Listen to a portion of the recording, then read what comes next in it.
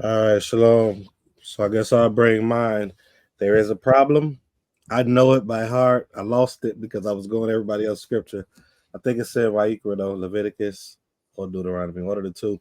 And it's in regards to taking the man. And I'm gonna tell you why I brought the scripture before I bring it out. I was watching a video dealing with a guy by the name of Shannon Sharp, and he was interviewing someone from Africa. I forgot where he was from in Africa, and they was talking about the brother, the brother marrying the brother that passed away.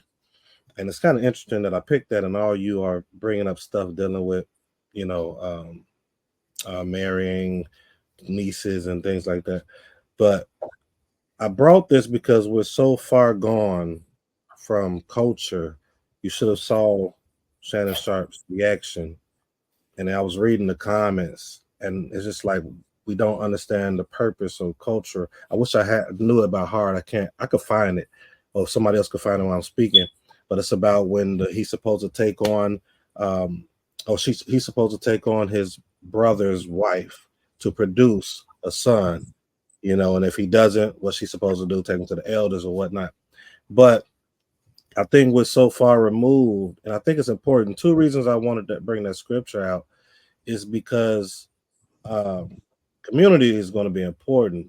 Just think about it. If we have Israelites that are doing this, and you have a brother that's an Israelite that's doing it right, he passes, and his wife is doing it right. And his wife is doing it right, but his brother isn't.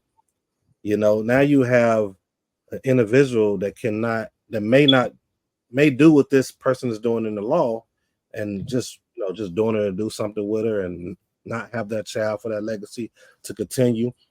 I think today we're farther pushed away from our culture than back then, of course, and it just it just brings to mind to why I think it's important for community, because we have to reestablish these things.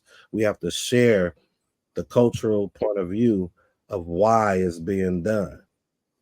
Understand why it's being done and the purpose for it, and then understand also that scripture is talking about if they don't have a child too. You have some or the like, well, I have to marry you, or you gotta marry me, and it kind of misuse the scripture. I'm not saying don't marry someone that's within the community, don't marry a family member in that regards, but this scripture is literally specifically talking about if no heir is able to continue the legacy of that father that passed away, and it has to be a brother. We talked about this before, but I just wanted to bring it back because I saw that video with Shannon Sharp, and I thought that was interesting.